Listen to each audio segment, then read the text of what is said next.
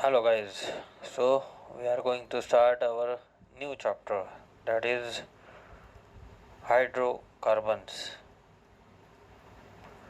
As you know, hydrocarbons are the simplest organic compounds. Organic compound में सबसे simplest compound जो कुछ भी देखने को मिलेंगे आपको वो रहेंगे हाइड्रोकार्बन्स। क्योंकि हाइड्रोकार्बन्स में सिर्फ दो एलिमेंट रहते हैं जिनसे वो बने हुए रहते हैं, एक तो कार्बन रहता है और दूसरा रहता है हाइड्रोजन। और अगर नेचर की बात की जाए तो in nature hydrocarbons are present in coal, natural gas and petroleum. इन चीज़ों में आपको हाइड्रोकार्बन सबसे ज़्यादा भी देखने को मिलेंगे। उसके अलावा अगर देखा जाए तो मोस्ट ऑफ द जो ऑर्गेनिक कंपाउंड्स है वो ऐसा माना जाता है कि हाइड्रोकार्बन्स के डिराइवेटिव्स है। क्योंकि जो हाइड्रोकार्बन में जो हाइड्रोजन एलिमेंट रहते हैं, जो कार्बन को ज्वाइन रहते हैं, उनको हटा के उनकी जगह पे अप्रोप्रिएट फंक्शनल ग्रुप्स ज्वाइन किए जाते हैं या फिर वो नेचुरली ज्वाइन होते हैं। उसके कारण उनको डिराइवेटिव्स ऑफ हाइड्रोकार्बन्स कहा जाता है। अब मोस्टली जो हाइड्रोकार्बन्स है उनका बॉन्ड का नेचर कौन सा है, उनका स्ट्रक्चर कैसा है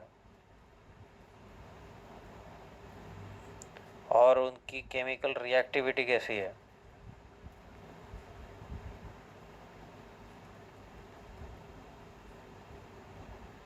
इनके बेस पर, इन तीनों के बेस पर हाइड्रोकार्बन्स जो है उनके दो कैटेगरीज में डिवाइजन हुआ है। एक है एलिफेटिक और दूसरा है एरोमेटिक।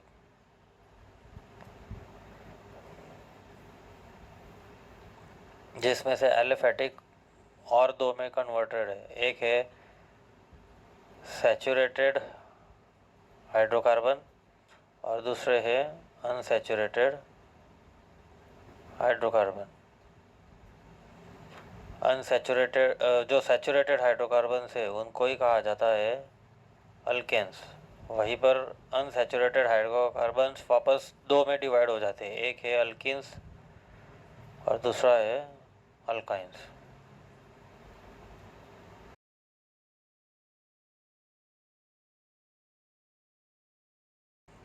अभी अपन ने देखा कि एलिफेटिक हाइड्रोकार्बन्स के एक्चुअल में तीन टाइप्स है, जिसमें से फर्स्ट है सैचुरेटेड हाइड्रोकार्बन, जिसको अलग और एक नाम है जिससे वो जाना जाता है, वो है अल्केन्स। सेकंड नाम है, वो सेकंड कैटेगरी है अनसैचुरेटेड हाइड्रोकार्बन, जिसको कहा जाता है, जिसके वापस से फिर दो पार्ट्स में डिवीजन है, एक है अल्किन्स और दूसरा है अल्काइंस। और जो थर्ड है उसको कहा जाता है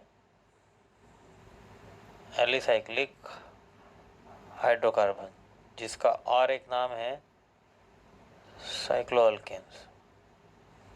तो ये तीन टाइप्स में एक्चुअल में जो एलिफेटिक हाइड्रोकार्बन्स है वो फर्दर क्लासिफाइड किए गए हैं, जिसमें से अभी अपन देखेंगे अल्केन्स को।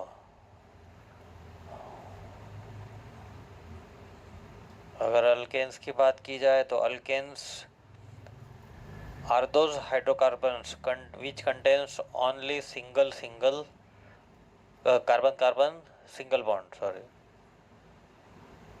ऐसे हाइड्रोकार्बन जिनमें कार्बन कार्बन सिंगल बॉन्ड है, ऐसे हाइड्रोकार्बन्स को कहा जाता है अल्केन्स। इनको और एक नाम है, वो है पैराफिन्स। मतलब अल्केन्स की जगह पे कई बार पैराफिन्स भी अगर उनको बोला जाता है, जिसका सिंपल मीनिंग है एफिनिटी और रिएक्टिविटी। यही वर्क अल्केन्स जो है वो वापस दो में डिवाइड हो जाते हैं। एक है ओपन चेन हाइड्रोकार्बन और दूसरा है साइक्लो अल्केन्स। अगर ओपन चेन अल्केन्स की बात की जाए तो ओपन चेन हाइड्रोकार्बन्स वो सिंपल अल्केन्स है जिनमें कार्बन कार्बन की एक लंबी चेन फॉर्मेशन हुई रहती है। The simple alkanes having long open ended carbon chain. अगर जनरल फार्मूला की बात की जाए जिससे उनके ओपन चेन का हाइड्रोकार्बन्स के कंपाउंड्स को अपन डिफाइन कर सकते हैं तो वो जनरल फार्मूला है CnH2n+2 वेयर n जो है वो है number of carbon atoms in molecule. अगर इसमें अब चेन की बात की जाए तो चेन जो है वो दो टाइप की चेन रह सकती है। एक तो स्ट्रेट चेन रहेगी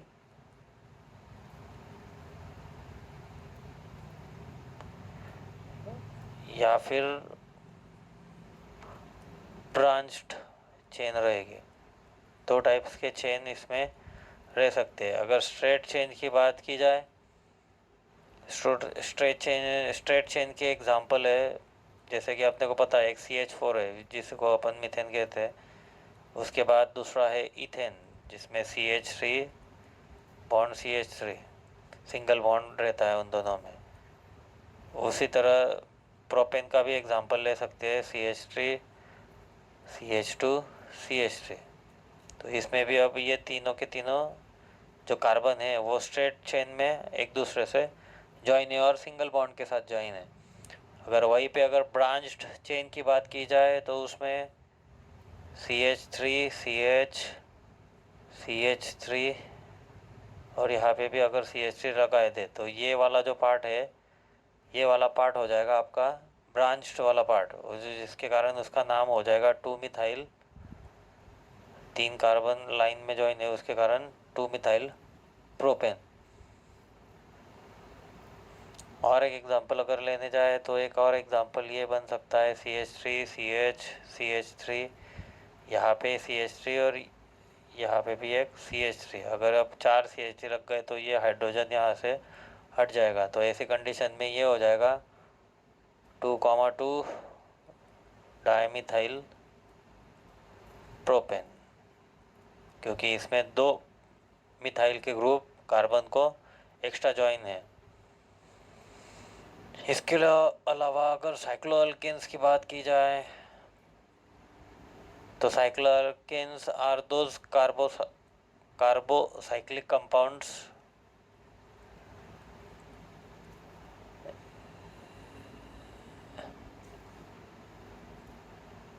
जिनमें कार्बन कार्बन एक दूसरे से इस तरीके से ज्वाइन रहते हैं कि वो एक फिगर क्लोज फिगर बनाते हैं। फॉर एग्जांपल अगर लेने जाए तो ये एक फिगर है CH2 CH2 CH2 और ये CH2 एक दूसरे से ज्वाइन, जहाँ पे क्लोज फिगर जो है वो ट्रायंगल की शेप बन रही है।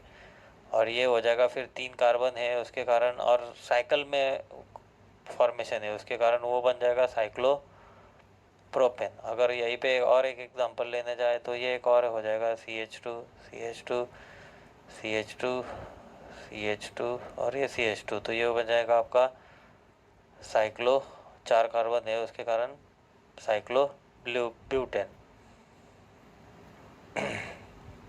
और ऐसे साइक्लोअल्केन्स का जो जनरल फार्मूला रहता है वो रहता है CnH2n where n stand for number of carbon atoms in molecule. अब CnH2n ये रहेगा मोनोसाइक्लिक हाइड्रोकार्बन्स के लिए। वहीं पे अगर CnH2n-2 अगर लिया जाए तो ये रहेगा बायसाइक्लिक के लिए। मोनोसाइक्लिक और बायसाइक्लिक्स में सिंपल मीनिंग ये है, मोनो मीन्स अपने को पता है कि एक, साइक्लिक मतलब साइकिल। अगर एक साइकिल है तो वहाँ पे आपका जो कंपाउंड का फॉर्मूला रहेगा वो CnH2n रहेगा। वहीं पे बाय मतलब दो साइक्लिक म्हणजे मतलब साइकिल, दो साइकिल अगर होगी तो वहाँ पे ये वाला फार्मूला, जनरल फार्मूला यूज़ होगा, CnH2n-2 वाला। ओके, सो यहाँ पे आपका इंट्रोडक्टरी पार्ट जो है वो ख़त्म होता है। अब इसके आगे से अपन इम्पोर्टेंट टॉपिक देखना शुरू करेंगे।